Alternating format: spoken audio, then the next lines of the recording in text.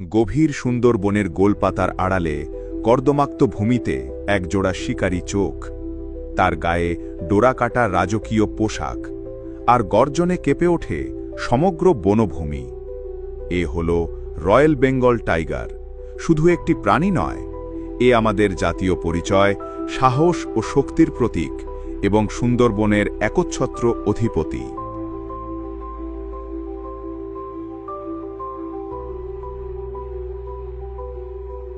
প্রথমেই চলুন এর নামের দিকে তাকানো যাক।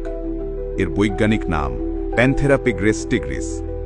নামের প্রথম অংশ প্যান্থেরা হল বড় বিড়ালদের গণ যা গর্জন করতে পারে। টিগ্রিস শব্দটি এসেছে প্রাচীন গ্রিক ভাষা থেকে, যা বাঘকে বোঝাত, আর শেষের টিগ্রিস অংশটি এর উপপ্রজাতিকে নির্দেশ করে।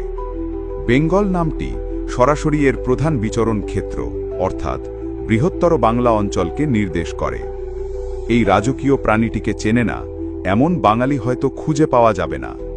এদের শরীর কমলা বা হলদে কমলা রঙের, যার ওপর থাকে উলম্বী কালো বা গাঢ় বাদামি ডোরা। এই ডোরাগুলো প্রত্যেকটি বাঘের জন্য আলাদা, অনেকটা মানুষের আঙুলের ছাপের মতো। এদের পেটের দিকটা সাদা। রয়্যাল বেঙ্গল টাইগার অন্য অনেক বাঘের উপপ্রজাতির চেয়ে আকারে বড় এবং শক্তিশালী। ঐতিহাসিকভাবে রয়্যাল বেঙ্গল টাইগার প্রায় সমগ্র ভারতীয় উপমহাদেশে বিচরণ করত, কিন্তু আজ এদের প্রধান এবং সবচেয়ে বড় বিচরণ ক্ষেত্র হল ভারত এবং বাংলাদেশের সুন্দরবন। সুন্দরবনই একমাত্র ম্যানগ্রোভ অরণ্য যেখানে বাঘ বাস করে। এই লবণাক্ত, কর্দমাক্ত এবং প্রতিকূল পরিবেশে টিকে থাকার জন্য সুন্দরবনের বাঘেরা অসাধারণভাবে নিজেদেরকে অভিযোজিত করেছে। এরা দক্ষ সাঁতারু এবং প্রায়শই নদী ও খাল সাঁতরে এক দ্বীপ থেকে অন্য দ্বীপে যায়। রয়্যাল বেঙ্গল টাইগার এক নিঃসঙ্গ এবং অত্যন্ত এলাকাভিত্তিক শিকারী।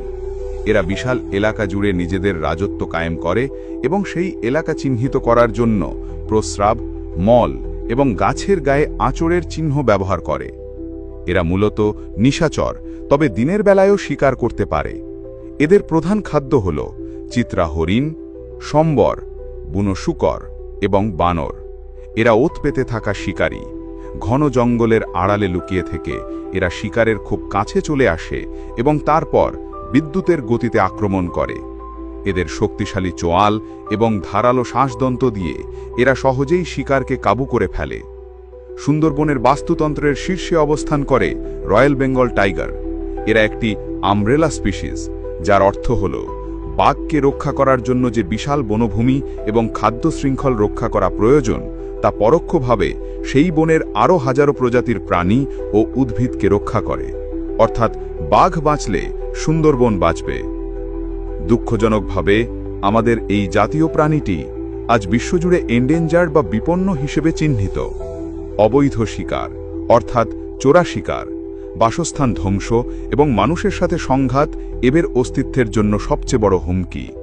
বাঘের অঙ্গপ্রত্যঙ্গের অবৈধ চাহিদা এই রাজকীয় প্রাণীটিকে বিলুপ্তির দিকে ঠেলে দিচ্ছে। আমাদের জাতীয় পশু রয়্যাল বেঙ্গল টাইগারকে রক্ষা করা শুধু একটি প্রাণীকে রক্ষা করা নয়, এটি আমাদের জাতীয় গর্ব, আমাদের পরিবেশ এবং আমাদের সুন্দরবনকে রক্ষা করার শামিল।